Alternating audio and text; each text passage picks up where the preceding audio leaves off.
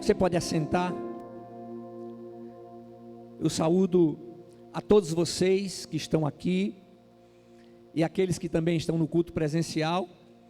Saúdo com a maravilhosa graça e paz que somente o Senhor Jesus pode nos dar. Amém? Vocês estão me ouvindo bem lá atrás? Glória a Deus.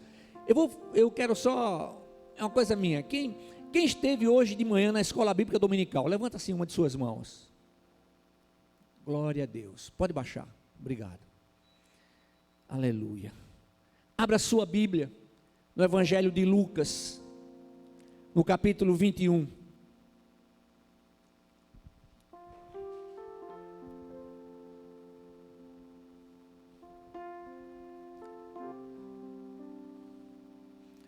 Desculpem, mais uma vez, os que estiveram na escola bíblica dominical, levante a mão, por favor. 2, 4, 5, 6, 7. Obrigado. Eu vou dizer a você por que eu fiz isso. Nós temos que fazer tudo aquilo que o Senhor nos direciona para fazer. Há igrejas que têm vários cultos, como nós temos hoje, né? Agora é o terceiro culto, onde são ministradas em todos os cultos a mesma mensagem. Aqui nós não fazemos isso. Estou com a mensagem pronta, mas desde cedo no meu coração, que eu sinto de ministrar o que vocês 12 que estão aqui ouviram amanhã. É o Espírito Santo aquele que vivifica a palavra. E eu não posso fazer diferente. Não posso fazer diferente. É um paralelo muito estreito, muitas vezes, que a gente não consegue, tem dificuldade para discernir. Mas eu creio que o Deus de hoje é o mesmo Deus de ontem. Ele continua poderoso. Ele continua operando milagres. É isso. Eu sou um milagre, você é um milagre do Senhor. Esse ano, já, quem foi que o Senhor operou milagres e você está vivo porque Ele operou milagre? Levanta a mão, tem alguém mais? Ih, rapaz, quanta gente. Aleluia. Esse é o nosso Deus. Lucas, capítulo 21, apenas os versículos 34 a 36. Diz o texto bíblico: cuidai de vós mesmos, não aconteça que o vosso coração se encha de devassidão, embriaguez e preocupações da vida, e aquele dia vos surpreenda como uma armadilha, porque ele virá sobre todos os que habitam na face da terra. Vigiai, pois, orando em todo o tempo, para que possais escapar de todas as coisas que haverão de acontecer e ficar em pé na presença do Filho do Homem. Aleluia. O Senhor começa dando uma orientação, dizendo para que tenhamos cuidado com o nosso coração. Eu tenho dito para os irmãos da importância de guardar o coração.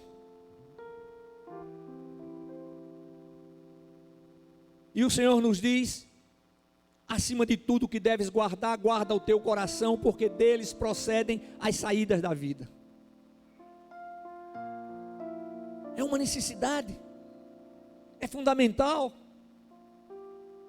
Lucas, o médico amado, escreveu o evangelho que tem o seu nome, e ele teve a oportunidade de conviver com o apóstolo Paulo, e através dessa convivência com Paulo, ele pôde também ter contato com outros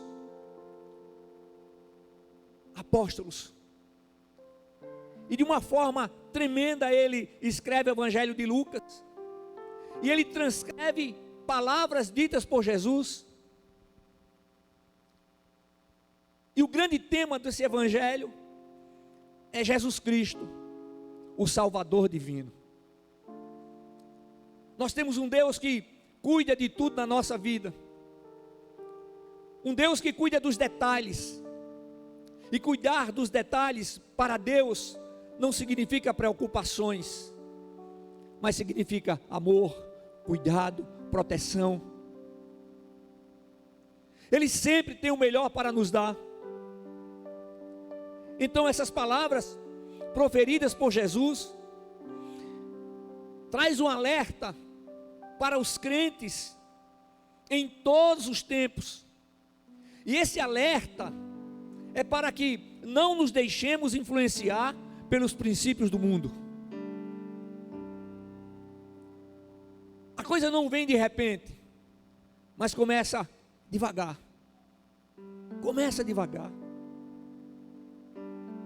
Muitas vezes como uma rachadura na parede, vai aos poucos, e quando menos espera, a parede toda está rachada.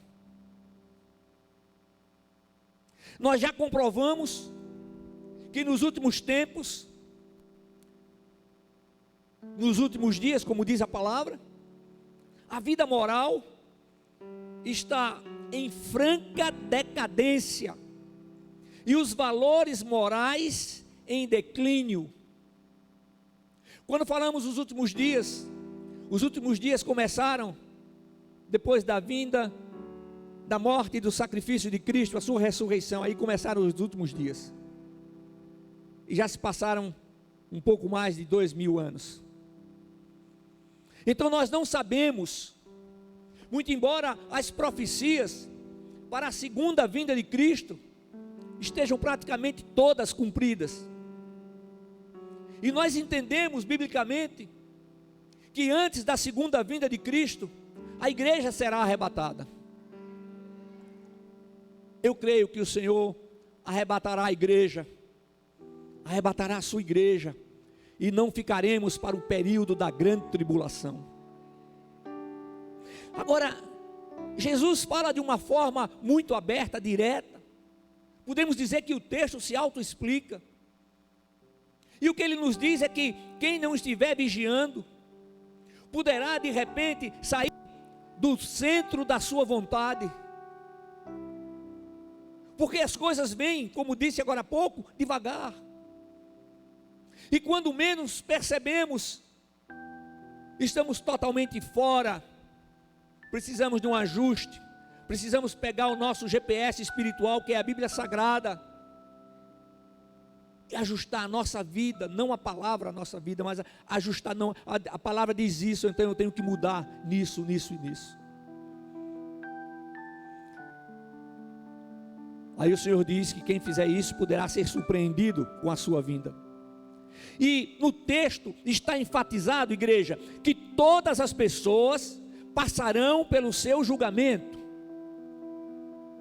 Não importa o seu conhecimento, não importa a sua importância, mas todas as pessoas passarão pelo julgamento divino. E o Deus eterno, Ele é absoluto em todas as coisas. Ele é o justo e fiel juiz. Quase sempre nós encontramos pessoas que estão imaginando erroneamente que o agir divino somente ocorre no sentido de provisões, curas e prosperidade. O trabalhar de Deus ocorre de várias maneiras e em todos os aspectos da nossa vida. O que o Senhor deseja é que o nosso coração seja aberto. É interessante, mas ela pode cair e chama a atenção da igreja. Obrigado. Então, irmãos, o Senhor opera em todos os aspectos da nossa vida. Quando Ele diz: filho meu, dá-me o teu, olha para cá por favor, filho meu, dá-me o teu coração, Ele está dizendo assim: eu quero que você entregue o seu coração, porque eu quero reinar na sua vida, eu quero agir na sua vida, e eu quero agir com poder. E todas as vezes Deus age com poder e grande glória. O Senhor não dá a bênção pela metade. Já imaginou? O Senhor, você vai e pediu que o Senhor curasse, e o Senhor disse: não, eu não vou curar totalmente. Aí você ora e pede: Senhor, eu estou precisando de um transporte, olha ali, olha, a família cresceu, eu estou morando distante. O Senhor não vai pegar e dar um carro e dizer assim: agora você vai fazer a sua parte, está aqui o carro, agora não tem motor. Então Ele age poderosamente. E dizer: filho meu, dá-me o teu coração, tem um significado tremendo e maravilhoso. Então, as circunstâncias são usadas por Deus para que sejamos edificados e ainda mais fortalecidos nele. Isso quer dizer que o seu agir está acima de toda e qualquer situação. Não importa a situação, Ele é maior. Não importam as aflições, Ele é mais poderoso. Não importam as dificuldades, não importa o que disseram, não importa o que foi diagnosticado, Ele, Deus, Ele tem a última palavra, aleluia.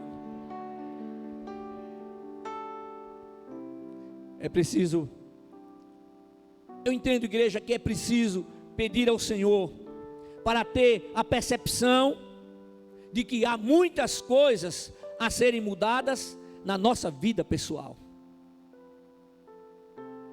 Ele não está falando para que a gente aponte para os outros, não, para a nossa vida. O que é que está faltando? O que é que tem muito? O que é que precisa mudar? O que é que precisa retirar? O que é que precisa restaurar? Senhor, o que é que preciso fazer novo? E aí Ele, dentro do seu operar, dentro do seu agir, Ele vai trabalhando. E o que acontece é que nós aceitamos, nós entendemos que há necessidade. Mas se vem alguém e fala sobre isso, não. E Ele nos ensina que devemos buscar sua presença. Lá no livro de 1 Crônicas, no capítulo 16, versículo 11, está escrito: buscai o Senhor e a sua força, buscai sua presença continuamente. Aleluia. Nós estamos vivendo num período diferente. Nós estamos vivendo no período da graça. E buscar o Senhor continuamente significa hoje depender sempre dEle. Depender sempre do Senhor no que diz respeito também às decisões diárias, aos nossos projetos. Colocamos os nossos projetos diante do Senhor. Quais serão os resultados? Então, se realmente nós estamos determinados a depender do Senhor, nós precisamos atentar para 5 princípios fundamentais. Existem outros, eu separei somente 5.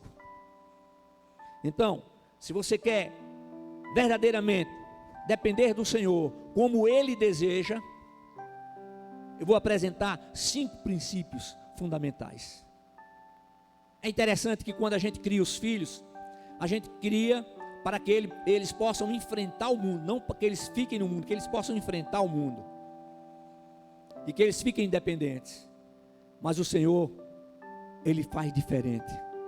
Ele nos ensina que quanto maior for essa dependência, maior será a nossa obediência, maior será a nossa entrega. Então, o primeiro princípio eu coloquei aqui: comece pela oração. Sabe, irmãos, Jesus Cristo nos ensina que a oração é um estilo de vida e não apenas uma atividade da qual participamos. Eu posso dizer para você que o trabalho de maior peso de uma igreja é a oração. Quando nós vamos fazer alguma coisa, existem batalhas espirituais, mas o Senhor separa pessoas para que elas estejam orando. Eu posso dizer que Ele separa os seus discípulos, porque o propósito dele é que todos os seus discípulos estejam orando. É necessário entender que a oração é a única maneira de mudar a direção de sua mente e de seu coração. Vem a palavra, vem o agir do Espírito de Deus, e quantas vezes ficamos em dúvida sobre o que devemos fazer, o que precisamos fazer. E o Senhor diz: clama a mim e responder-te-ei, e anunciar-te-ei coisas grandes e ocultas que não sabes. Está lá no livro de Jeremias, capítulo 33, versículo 3. Então ele se oferece. Então nós não incomodamos a ele quando chegamos na sua presença. E para ter uma vida de oração, é necessário temer a Deus, obedecer aos seus princípios e estar submisso à sua palavra. Aleluia. Por quê? Porque quem teme a Deus obedece os seus princípios. Quem teme a Deus está submisso à sua palavra. Então, o primeiro fundamento, a oração. O segundo, diante das situações difíceis, devemos nos lembrar das promessas que temos em Cristo Jesus.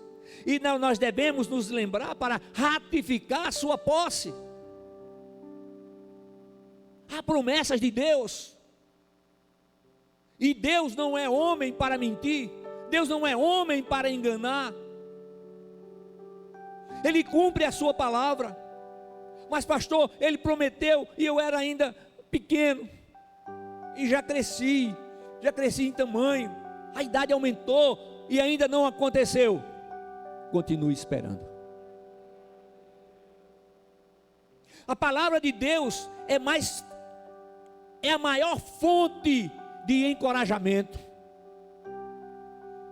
O desânimo vem, mas ele não consegue ficar. A tristeza vem, mas ela não fica, porque diante do Senhor até a tristeza salta de alegria. Aí existem alguns slogans que não são verdadeiros. Um deles diz assim: crente não entra em depressão. Glória a Deus que crente não é humano. Porque se fosse humano ele podia entrar em depressão, sim. Porque a depressão é uma doença da alma. Precisamos entender. E não existe coisa pior do que isso. É preciso compreender que mesmo diante das mais difíceis situações, Deus continua agindo. Você tem que resistir à tentação de buscar nas pessoas uma confirmação daquilo que Deus mandou você fazer. Muitas vezes Deus fala através da palavra, fala através das Sagradas Escrituras. Não, mas eu vou atrás de fulano, de Beltrano, de tal, porque eu quero que ele confirme. Gente, o Senhor falou com você na palavra dele. E essa palavra aqui, esse livro aqui, que é a Bíblia Sagrada, não é um livro religioso. Isso aqui é a palavra de Deus. É a palavra de Deus escrita. Aqui contém os princípios para que possamos pautar a nossa vida nesses princípios. Terceiro lugar, se você quer verdadeiramente depender do Senhor, então busque a direção de Deus. Aleluia. A primeira, a oração. A segunda, lembrar das promessas que temos em Cristo Jesus, para que possamos ratificar a sua posse. E o terceiro é buscar a direção de Deus. Irmãos, como isso é importante. Isso deve ser feito por meio do estudo da palavra e da oração. É muito importante discernir entre a sua necessidade real e o que você entende como necessidade. Eu não posso dizer para você que tal coisa é uma necessidade real para você. É aquilo que você sabe, que só você conhece, aquilo que você entende como necessidade.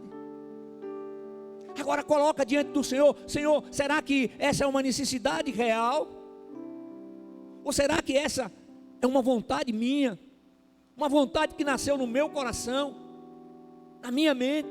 E a palavra de Deus diz que o coração do homem é enganoso. Meus amados irmãos, Deus não nos deixa sozinhos. Em quarto lugar, se você quer depender cada vez mais do Senhor, então você precisa orar, tomar posse das promessas que temos em Cristo Jesus, buscar a direção de Deus.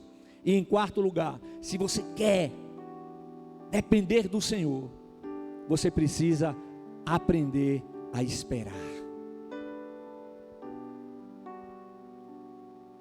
Existem coisas que o Senhor responde na hora. Existem coisas que o Senhor responde de imediato. Eu me lembro agora que eu e Damares fizemos uma viagem a São Paulo. Passagem marcada. Precisávamos voltar naquele dia pela manhã. Um voo que saía pela manhã. E quando chegamos no aeroporto, cheio de gente, o rapaz olhou e era naquela época que você tirava a passagem e levava aquele negócio lá, o papel. O bilhete, obrigado. Aí disse, não tem nada aqui. Eu disse, mas não é possível.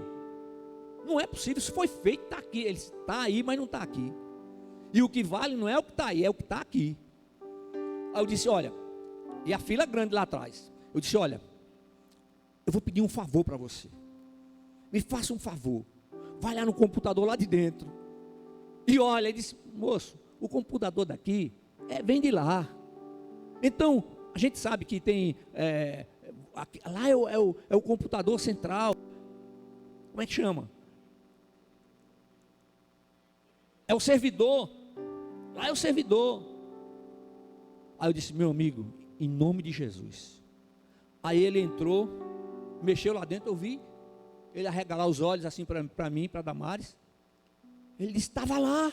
E como é que não está aqui? Eu digo, eu não sei, mas não estava lá. Estava. O que vale, né, o do servidor então me libera para a gente embarcar, aleluia.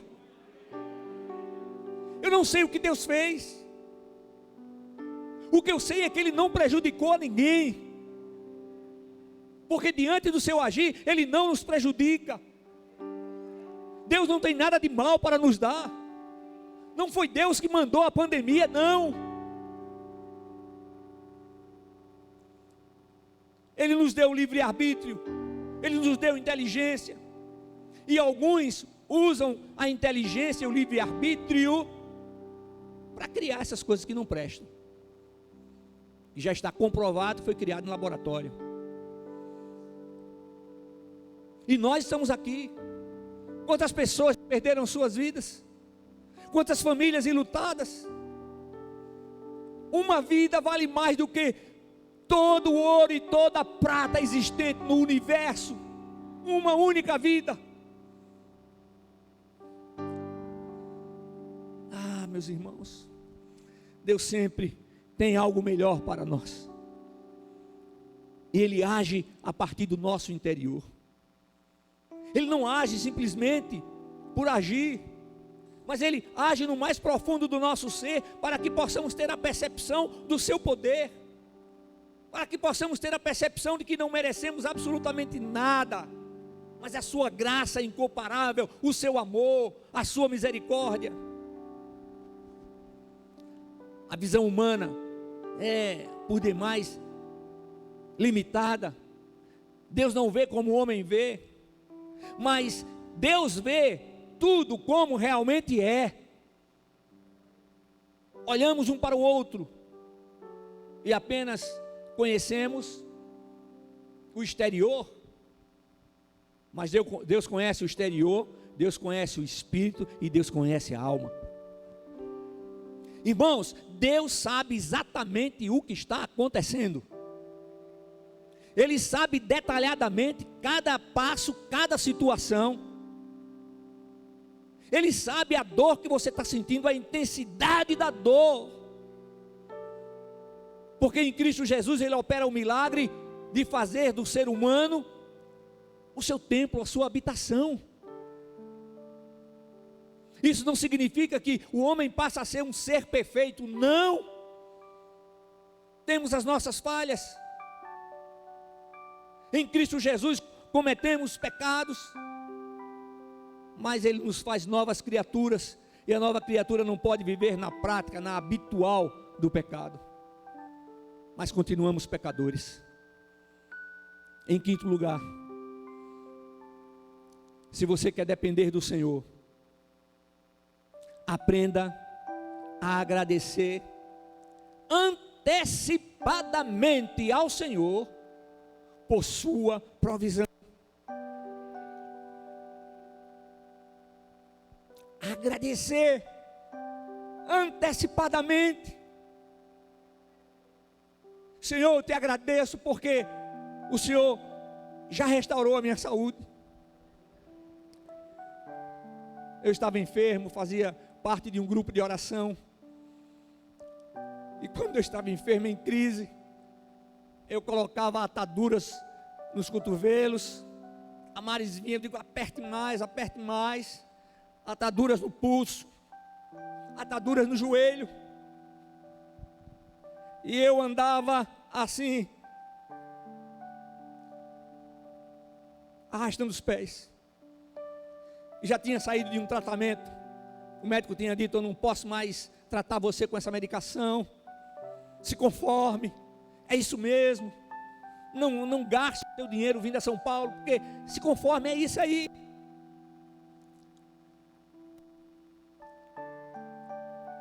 Eu tinha somente 33 anos de idade. E há 5 anos que lutava com aquela enfermidade, artrite reumatoide e reumatismo gotoso. Fui tratado com a cloroquina, de fosfato de cloroquina de 250 miligramas. Multiplica aí 5 anos, multiplique 365 por 5, você vai ver quantos comprimidos eu tomei. E aí o Senhor manda eu me levantar, ir lá na frente e dizer assim: irmãos, eu estou aqui para agradecer a Deus pela minha cura. Todo mundo se espantou. Deus é tremendo, Deus é maravilhoso. E Ele me curou. Me virei e saí agindo, caminhando do mesmo jeito que fui lá na frente. E o pessoal em silêncio. Terminou a reunião. Uma pessoa muito próxima chegou para mim e disse assim: rapaz, eu vou pedir uma coisa para você. Passa aí 1 mês, 2 meses sem vir aqui. Porque como é que você vai lá na frente do jeito que você está? E eu digo: Senhor, o que é que eu vou responder para ele? O que é que eu vou dizer? E o Senhor disse para mim: fala para ele que eu já te curei e que você tem apenas alguns sintomas. Aleluia! Glórias ao nome de Jesus. Alguns sintomas daquela enfermidade. E daqui a pouco eu comecei a andar, a melhorar. Comecei a movimentar, comecei a poder levantar os braços. Eu não conseguia levantar os braços. Tinha que vestir uma camisa com botões. E era complicado, porque quando tomava banho da Maris tinha que me ajudar, me enxugar. E aí um dia eu disse: eu vou tentar me baixar. E aí eu digo: mas se eu ficar no chão aqui, quem é que vai poder me levantar? Damares, não quero, eu estou pesado, não dá para isso. Aí eu subi na cama e me baixei, porque eu digo: se eu cair, eu estou em cima do colchão, só é virar. E eu pude abaixar e levantar sozinho. Você só sabe quanto vale um movimento tão simples quando você perde o movimento. Uma vez cheguei no escritório e cheguei antes do pessoal, coloquei a minha chave, com muita dificuldade tentei abrir e não consegui rodar a maçaneta. Me escorei na parede, fui descendo devagarinho, fiquei no chão, até que chegou uma funcionária que abriu e eu pude entrar, sem contar o sacrifício para ficar de pé. Meus irmãos, Deus é aquele que tem todo o poder. Deus é aquele que age poderosamente. Não existe nada impossível para o Senhor. Não existe. Agora não esqueça que nós somos responsáveis pelas consequências de nossas atitudes. E eu vou mais na frente, não somente atitudes, mas atitudes, palavras e até mesmo os pensamentos que alimentamos. Oh Deus. E eu comecei a agradecer a Deus antecipadamente. E o tempo foi passando. Não tinha mais aquela medicação, tomava medicação para dores. E as dores foram diminuindo. Os movimentos foram voltando. As minhas mãos foram restauradas. Aleluia! E o médico que, coitado, ele achava que é a medicina que diz isso, não tem cura. As minhas mãos não tem mais aqueles calombos que apareciam de repente. É isso. Fiquei de benefício no INSS. Ia para lá com a maior vergonha do mundo. Chegava no caixa, recebia um valor que eu via que era maior do que aquelas pessoas estavam recebendo. Passaram-se os anos e meu pai adoeceu e precisou tomar sangue. E o sangue dos filhos é o mesmo, todo é o mesmo, né? Tudo A positivo. E eu fui para a entrevista lá no centro onde faz isso. E aí o dono do negócio estava lá e veio falar comigo. E aí eu disse, ele perguntou, você teve alguma doença assim tal? Eu disse, tive. Quando eu disse o nome, ele disse, você não tem não, rapaz, você não teve não, você tem. Isso aí não tem cura não. O teu sangue é podre. Com essas palavras. Você quer dar o teu sangue para teu pai? Ele já está lá sofrendo, só. Aí você vai dar o sangue podre, porque o teu sangue é podre. Eu disse, doutor, eu quero fazer um negócio com o senhor. O senhor tira o meu sangue, faz os exames. Se der qualquer coisa, eu pago. Eu pago até o valor maior. Mas por favor, tire o sangue. Ele disse, eu vou tirar, mandar tirar e vou fazer. Tal dia você vem. E aí no dia eu voltei. A enfermeira veio me atender. Eu disse, o doutor fulano está aí.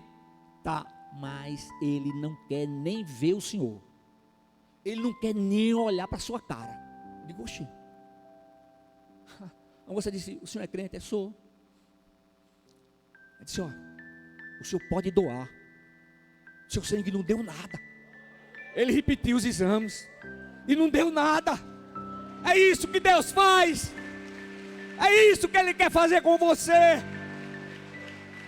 Porque Ele não tem acepção de pessoas. Ele não faz acepção de pessoas. Então quando nós levamos ao Senhor, as nossas necessidades são satisfeitas. Quando nós apresentamos diante do Senhor as nossas necessidades não satisfeitas, Ele nos consola e nos conforta.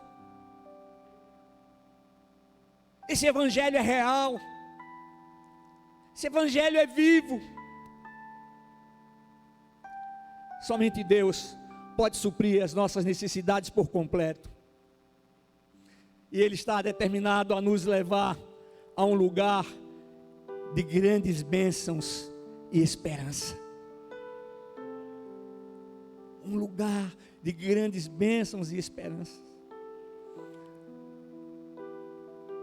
Quando nós apresentamos crianças, quase sempre nós lemos o texto de Deuteronômio 6. Hoje foi lido o texto de Mateus, é outro texto também que utilizamos. Mas esse texto de Deuteronômio no capítulo 6, nos versículos de 5 a 9, é bem conhecido e diz assim: amarás o Senhor teu Deus de todo o teu coração, com toda a tua alma e com todas as tuas forças. E estas palavras que hoje te ordeno estarão no teu coração, e as ensinarás a teus filhos, e delas falarás sentado em casa e andando pelo caminho, ao deitar-te e ao levantar-te. Também os amarrarás como sinal na mão e como faixa na testa, e as escreverás nos batentes da tua casa e nas tuas portas. Meus irmãos, aquilo que Deus está fazendo com você, aquilo que Deus está fazendo na sua vida, precisa ser compartilhado em primeiro lugar com a sua família, precisa ser mostrado aos seus, aquilo que Deus faz, aquilo que Deus opera. E quantas vezes nós imaginamos, será que isso é verdade? Então nós somos convocados. Tudo que temos recebido dele, nós precisamos passar para os nossos filhos. Precisamos mostrar que a família é uma instituição divina. E que o casamento, da mesma forma. E Deus celebrou o primeiro casamento no Jardim do Éden. Casamento entre um homem e uma mulher. O menino nasce menino e a menina nasce menina. Não tem cabimento de chegar para uma criança, começar a colocar na cabeça dela que ela vai escolher o sexo quando ela tiver maior. Não! Deus criou o homem e a mulher, macho e fêmea, os criou.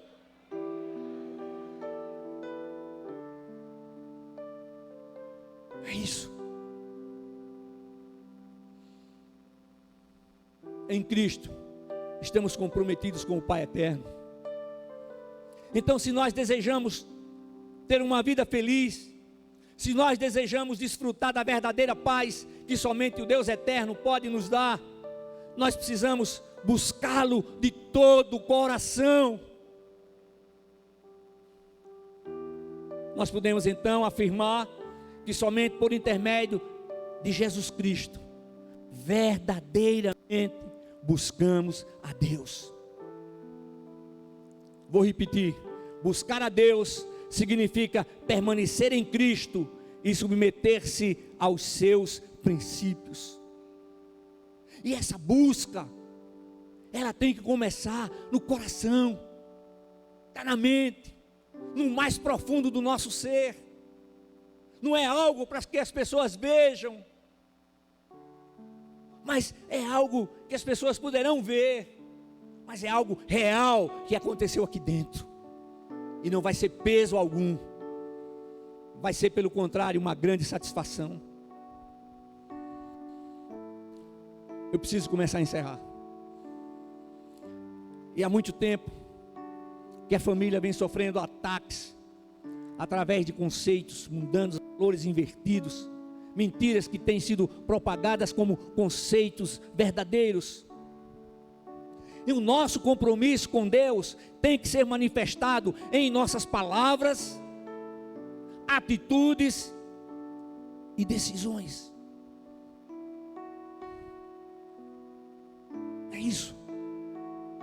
Não somos melhores do que ninguém. Não. Eu não posso deixar de citar João 3,16, que diz, Jesus declara: porque Deus amou o mundo de tal maneira que deu o seu Filho unigênito, para que todo aquele que nele crê não pereça, mas tenha a vida eterna. Evangelho de João capítulo 3, versículo 16. Esse foi o texto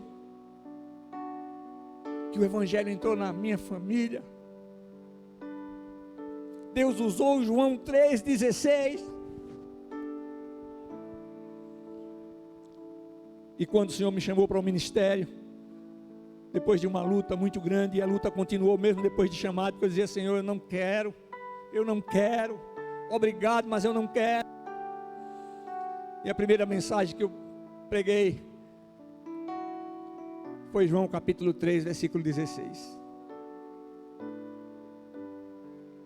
Não há nenhum outro caminho. O único caminho para chegar a Deus é Jesus Cristo. Jesus Cristo, o homem, é o único mediador entre Deus e o homem. Agora lembre-se de uma coisa: Deus sempre age de maneira soberana. A descrença e a malignidade do sistema mundano jamais atingirão Deus. Deus não sofre influência dos homens.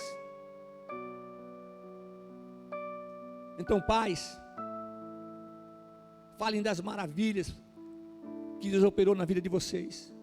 Conte um pouco da sua vida antes de Cristo, um pouquinho só. E conte muito da sua vida depois de Cristo, aleluia. Ensine aos seus filhos que somente buscamos a Deus quando permanecemos em Cristo. Somente em Cristo nos tornamos povo de Deus. Não sou eu que estou falando, é a Bíblia que diz. E as promessas de Deus continuam válidas. Deus tem propósitos específicos para cada pessoa. Fala isso para o teu filho, fala isso para a tua filha. Ensina. O mundo está inculcando o que não presta. Não, vamos inculcar a palavra, vamos ensinar a palavra. Mas acima de tudo, pais, vocês têm que ser exemplos para os seus filhos.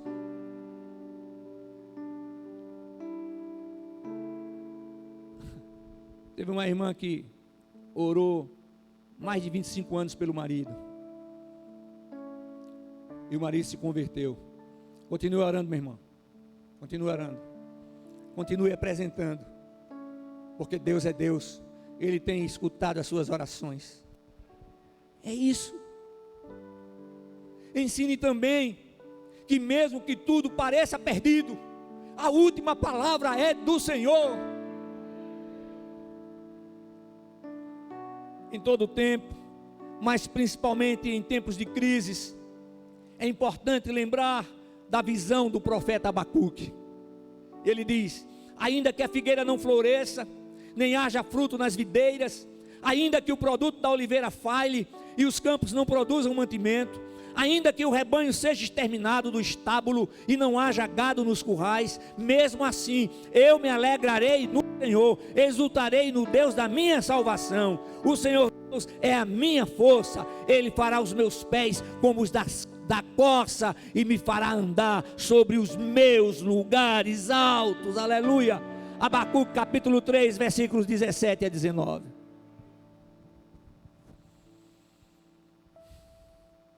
Os tempos mudaram, mas o homem continua o mesmo, com seus propósitos e ambições. O reino de Judá estava em uma situação muito difícil, e aí Deus inspira o profeta Abacuque para enfatizar a fidelidade divina. A nossa esperança verdadeira está viva, a nossa esperança verdadeira é poderosa. A nossa esperança verdadeira não é a última que morre, não. A nossa esperança verdadeira foi a primeira a ressuscitar, aleluia, e está viva para todo sempre, e é Jesus Cristo. Ele é a nossa esperança, aleluia.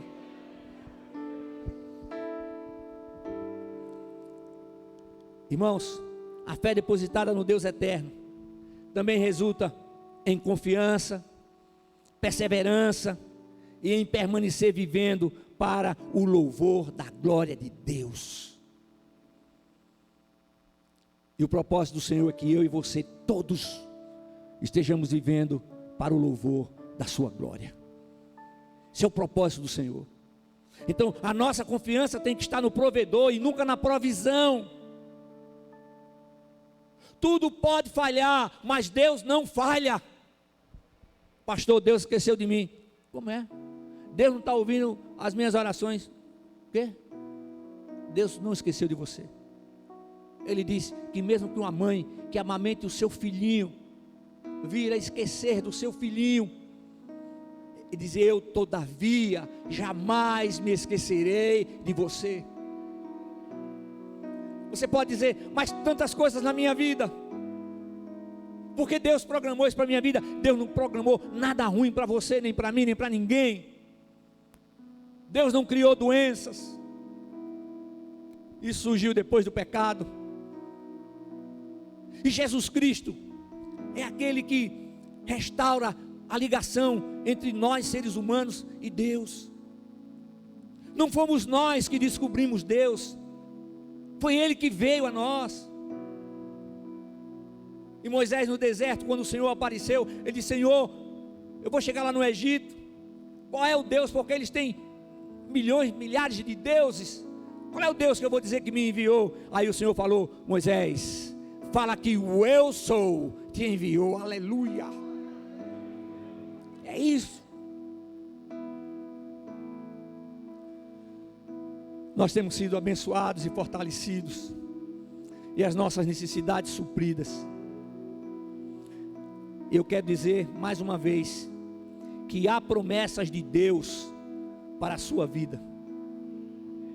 Eu vou enfatizar, eu vou repetir apenas 5 promessas que foram citadas aqui nessa breve meditação. Confie nas promessas de Deus. Mantenha-se firme, mesmo quando tudo parecer perdido. Espere e confie no Senhor. Ele age em você e por você. Nenhum dos planos divinos serão frustrados. E não tenha pressa. Tudo acontecerá no tempo de Deus. Agora pensa uma coisa. Esse Deus que faz tudo isso, esse Deus que age de uma forma tremenda e maravilhosa, esse Deus que opera aquilo que a gente acha que é impossível, Ele entregou o seu Filho unigênito, e ali no Calvário Jesus levou sobre si as nossas dores, os nossos pecados, as nossas iniquidades, de toda a humanidade. Mas para que o sacrifício e a ressurreição de Cristo tenham valor na sua vida, na minha vida, é necessário recebê-lo como Senhor único e suficiente Salvador. Aí muitas vezes as pessoas dizem assim: pastor, minha vida está ótima, está tudo tão legal, e eu não quero deixar nada disso. Deus não tira, Deus dá. Mas com o agir do Espírito de Deus, você vai perceber que existem muitas coisas que não lhe convêm mais. É isso que o Senhor quer fazer. Ele quer operar grandemente na sua vida, mas a decisão é sua. A decisão é pessoal, ela é intransferível, ela é sua. Amém? Fiquemos todos de pé, equipe de louvor.